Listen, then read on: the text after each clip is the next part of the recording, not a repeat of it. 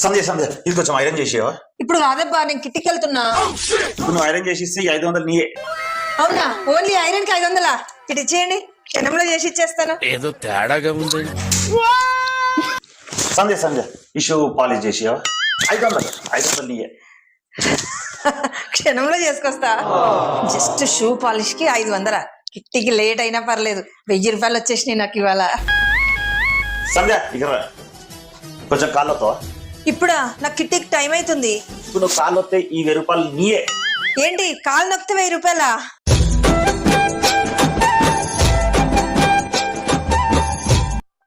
ఏంటి ఫోను?